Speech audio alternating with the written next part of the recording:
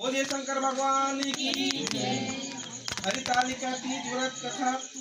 जिसके दिव्य केशों से मंदार से पुष्पों की माला सुशोभित करने वाले जिन भगवान शंकर को अक्षर फूल पकड़ लिए हैं सब ना, चंद्र और कंठ के मुंडों से माला सहित हुई जो पार्वती दिव्य वस्त्रों से तथा भगवान शंकर दिव्य वेश धारण किए हुए हैं, उन दोनों भवानी शंकर को नमस्कार करता हूँ। कैलाश पर्वत के सुंदर शिखर पर माता पार्वती जी ने श्री महादेव से पूछा, हे महेश्वरा, मुझ में आप वह गुप्त से गुप्त वार्ता कहिए जो सबके लिए सब धर्मों से सरल तथा महान फल देने वाली है। हे नाथ, यदि आप भली भांति प्रसन्न हो तो उससे मुझ सम्मुख होकर प्रकट कीजिए। हे जगन्नाथ, आप आदि अजन्म रहित है, आपकी माया को कोई पार नहीं जान पाता। आपको मैंने किस भांति से प्राप्त किया, कौन से व्रत या तप या दान से पूर्ण पद से आप मुझको वर रूप में मिले हैं। श्री महादेव जी बोले, हे देवी, यह सुनो, मैं तेरे सम्मुख उस व्रत को करता हूँ जो परम गुप्त है। जैसे तारागणों में चंद्रमा और ग्रहों में सूर्य, वर्णों में ब्राह्मण, देवताओं में गंगा, पुराणों में महाभारत, वेदों में साम, इंद्रियों में मन श्रेष्ठ है, वैसे ही पुराण और वेद सब में इसका वर्णन आया है, जिसके प्रभाव से मैं तुमको आधा आसन प्राप्त किया है। मैं तुमसे वर्णन करता हूँ, सुनो। भाद्रपत्र भादों के मास शुक्ल पक्ष नक्षत्र संयुक्त तृतीया तीज के दिन इस व्रत का अनुष्ठान मात्र करने से सब पापों से का नाश हो जाता है। तुमने पहले हिमालय पर्वत में इस महान व्रत को किया था जो मैं तुम्हें सुनाता हूँ। पार्वती जी बोली, प्रभु, इस व्रत को मैंने किस लिए किया था, यह मुझसे सुनने की इच्छा है, तो कृपा करके कहिए। शंकर जी बोले, आर्यावर्त में हिमालय नामक एक महान पर्वत है, जहाँ अनेक प्रकार की भूमि अनेक प्रकार के वृक्षों से सुशोभित है, जो सदैव बर्फ से ढके हुए तथा गंगा से कल कल ध्वनि के शब्द रहता है। हे पार्वती जी, तुमने बाल्यकाल में उसी स्थान पर परम तप किया था। 12 वर्ष तक के महीने में जल में रहकर तथा वैशाख मास में अग्नि में प्रवेश करके तप किया। श्रावण मास के महीने में बाहर खुले में निवास कर अन्न त्याग कर तपती रही। तुम्हारे इस कष्ट को देखकर तुम्हारे पिता बड़ी चिंता हुई। चिंता मुक्त होकर सोचने लगे कि इस कन्या को किससे शादी करूं। इस अवसर पर देवयोग से ब्रह्मा जी के पुत्र नारद जी यहाँ है। देव ऋषि नारद, तुम शैल पुत्री को देखा। तुमने पिता हिमालय देव ऋषि के अर्धांग पाद आसन देखकर सम्मानित सहित बिठाया और कहा, हे मुनिवर, आप देवव्रत तक आने का कष्ट कैसे किया, कहिए क्या आज्ञा है। नारद जी बोले, हे गिरिराज, मैं विष्णु भगवान का भेजा हुआ यहाँ आया हूँ। तुम मेरी बात सुनो। आप अपनी कन्या को उत्तम वर को दान करें। ब्रह्मा, इंद्र, शिव आदि देवताओं में विष्णु भगवान के समान कोई उत्तम नहीं है, इसलिए मेरे मत से आप अपनी कन्या का दान भगवान विष्णु को ही दें। हिमालय बोले, यदि भगवान वासुदेव स्वयं ही कन्या का ग्रहण करना चाहते हैं तो इस कार्य के लिए आपका आगमन हुआ है तो मेरे लिए गौरव की बात है। मैं अवश्य ही उन्हें ही दूंगा। हिमालय का यह आश्वासन सुनते ही देव ऋषि नारद आकाश में अंतर ध्यान हो गए और शंख चक्र गदा पद्म एवं पीताम्बरधारी भगवान विष्णु के पास पहुँचे। नारद जी ने कहा, हाथ जोड़कर भगवान विष्णु से कहा, प्रभु, आपका विवाह कार्य निश्चित हो गया। इधर हिमालय पार्वती जी से प्रसन्न पूर्वक कहा, हे पुत्री, मैंने तुमको गरुड़ ध्वज भगवान विष्णु को अर्पण कर दिया है। पिता के इस वाक्यों को सुनते ही पार्वती ही अपनी सहेली के घर गई और पृथ्वी पर उनको विलाप करते देखकर सखी बोली, हे देवी, तुम किस कारण से दुख पाती हो, मुझे बताओ, मैं अवश्य ही तुम्हारी इच्छा पूर्ण करूंगी। पार्वती बोली, है सखी, तुम मेरी जो मन में अभिलाषा सुनते हो, मैं श्री महादेव के वरण करना चाहती हूँ। मेरे इस कार्य को पिताजी बिगाड़ना चाहा, मैं निसंदेह इस शरीर का त्याग करूंगी। पार्वती इन वचनों को सुनकर सखी से कहा, हे देवी, जिन वन में तुम्हारे पिताजी देखा हो तुम ना देखा हो वहाँ चली जाओ। हे देवी पार्वती, तुम अपनी सखी का यह वचन सुनकर ऐसे ही वन को चली गई। पिता हिमालय तुमको घर घर ना पाकर सोचा कि मेरी पुत्री को कोई देव दानव अथवा चिन्ह हरण करके ले गया है। मैंने नारद जी के वचन दे दिया है कि मैं अपनी पुत्री का गरुड़ ध्वज भगवान विष्णु के साथ वरण करूंगा। हाय, यह कैसे पूरा होगा, ऐसा सोचकर बहुत चिंता मुक्त होकर मूर्छित हो गए। तब सब लोग हाहाकार करते हुए दौड़े और मूर्छा दूर होने पर गिरिराज बोले कि हमें आप अपनी मूर्छा का कारण बताओ। हिमालय बोले, मेरे दुख का कारण यह है कि मेरी रत्न रूपी कन्या को कोई हरण करके ले गया। सर्प डस लिया गया या किसी सिंह व्याघ्र ने मार डाला, वह न जाने कहाँ चली गई है, इसे राक्षस ने मार डाला है। इस प्रकार कहकर गिरिराज दुखित होकर ऐसा कांपने लगे जैसे तीव्र आयु में चलने वाले वृक्ष कांपता है। तत्पश्चात हे पार्वती, तुम्हें गिरिराज साथियों सहित घने जंगल में ढूंढने निकले। सिंह व्याघ्र रीछ आदि हिंसक जंतुओं का कारण वह महाभयानक प्रतीत होता है। तुम भी सखी के साथ भयानक जंगल में घूमती हुई वन में एक नदी के तट पर एक गुफा में पहुंची। उस गुफा में तुम अपनी सखी के साथ प्रवेश कर गई और जहां तुम अन्न जल का त्याग करके बालू का लिंग बनाकर मेरी आराधना करती रहे। उस समय भाद्रपद मास के हस्त नक्षत्र तृतीय के दिन पहला मेरा विधि विधान से पूजन किया तथा रात्रि को गीत गायन करते हुए जागरण किया। तुम्हारे इस व्रत के प्रभाव से मेरा आसन डोलने लगा। मैं उसी स्थान पर आ गया जहां तुम और तुम्हारी सखी दोनों थी। मैंने आकर तुमसे कहा, मैं तुमसे प्रसन्न हूँ, तुम मुझसे वरदान मांगो। जब तुमने कहा कि हे देव, यदि आप मुझसे प्रसन्न हो तो आप महादेव जी ही मेरे पति हो।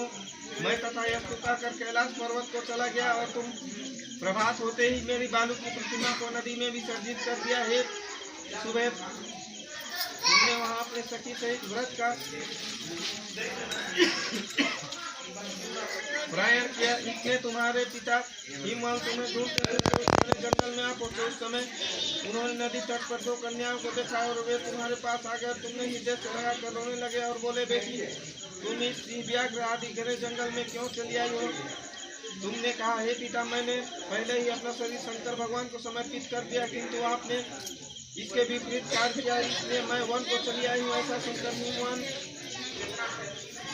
ने तुमसे कहा कि मैं तुम्हारी इच्छा के विरुद्ध कार्य नहीं करूंगा।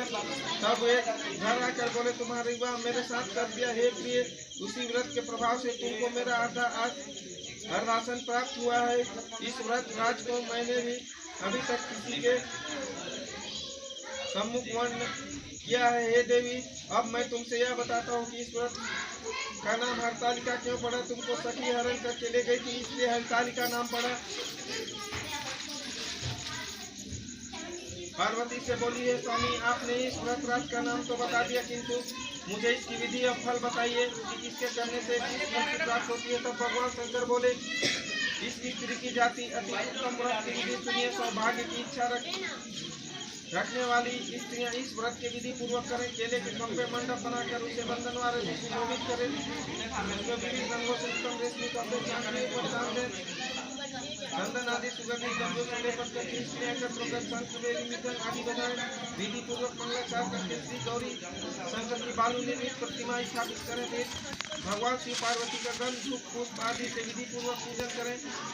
अनेक नैवेद्यों का भोग लगाए। रात्रि में जागरण करें। नारियल सुपारी जमीरी नींबू लौंग अनार नारंगी ऋतु फलों का फूलों से एकत्रित करके धूप दीप आदि का पूजन करें। हे कल्याणी सुरूपी, हे मंगल रूप शिव, हे मंगल रूप महेश्वरी, हे शिवेश्वर, कामनाओं को देने वाली देवी, कल्याण रूप तुम्हें नमस्कार है। कल्याण स्वरूप माता पार्वती तुम हम नमस्कार करते हैं। भगवान शंकर को सदैव नमस्कार करते हैं। हे ब्रह्म रूपिणी, जगत का पालन करने वाली माँ, आपको नमस्कार है। हे श्रीनिवासिनी में संसारिक भय से व्याकुल हूँ, तुम मेरी रक्षा करो। हे महेश्वरी, मैंने इसी अभिलाषा से आपका पूजन किया। हे पार्वती माता, आप मेरे ऊपर प्रसन्न होकर मुझे सुख और सौभाग्य प्रदान कीजिए। इस प्रकार के शब्दों को द्वारा हमारे शंकर जी का पूजन करें।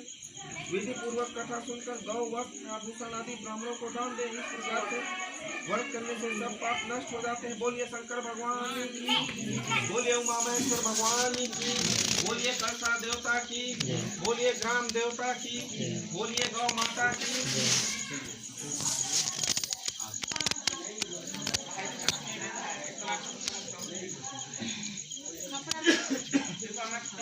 अपना अपना धूप को दोनों में डाल दीजिएगा। एक जने हवन करेगा, बाकी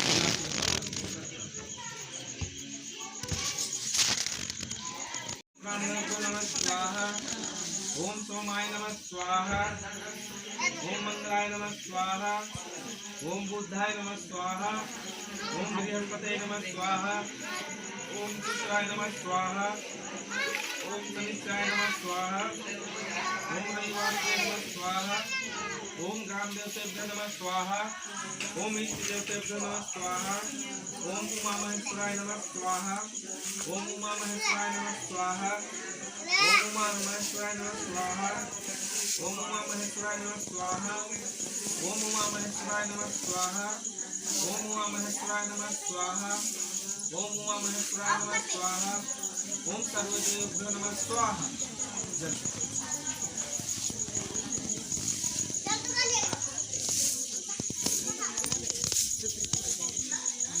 चलिए आके सदरिए।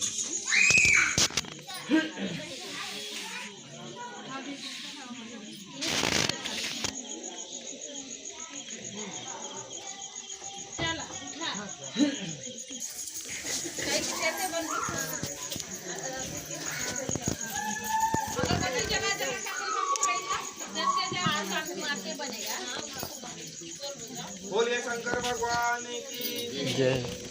ओम जय शिव ओंकारा स्वामी जय शिव ओंकारा ब्रह्मा विष्णु सदा शिव ब्रह्मा विष्णु सदा शिव हरदानी धारा।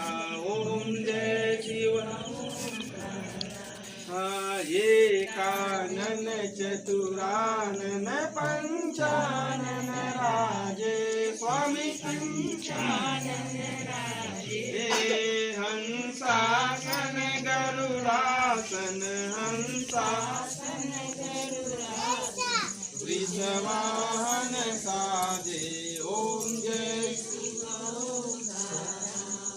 तीनों रूप निरखता त्रिभुवन जन मोहे स्वामी।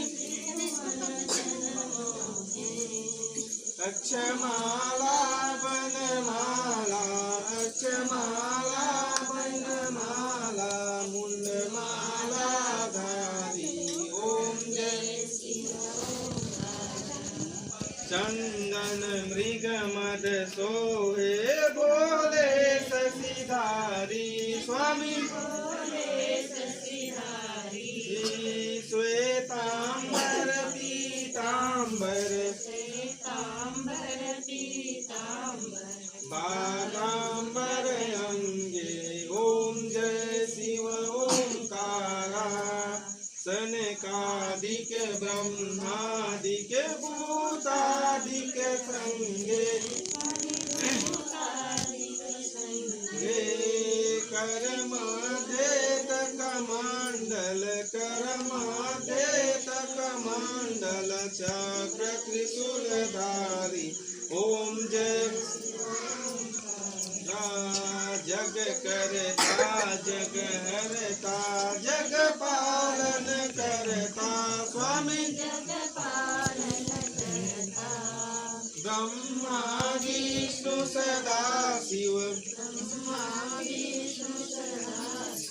जानत अविवेका। ओम प्रणवाक्षर के मध्य तीनों एका स्वामी। त्रिगुण शिव जी की आरती जो कोई नर गावे स्वामी। कहत शिवानंद स्वामी कहत शिवानंद स्वामी मन वांछित फल पावे। ओम जय शिव ओंकारा। ओम जय शिव ओंकारा स्वामी जय शिव ओंकारा। ब्रह्मा विष्णु सदा शिव ब्रह्मा विष्णु सदा शिव अर्धांगी धारा। ओम जय शिव ओंकारा। बोलिए शंकर भगवान की, बोलिए उमा महेश्वर भगवान की, बोलिए ग्राम देवता की, बोलिए स्थान देवता की, बोलिए नवग्रह अनुग्रह देवता की, बोलिए सभी देवी और देवताओं की। चलिए अच्छा सु पकड़िए फटाक से।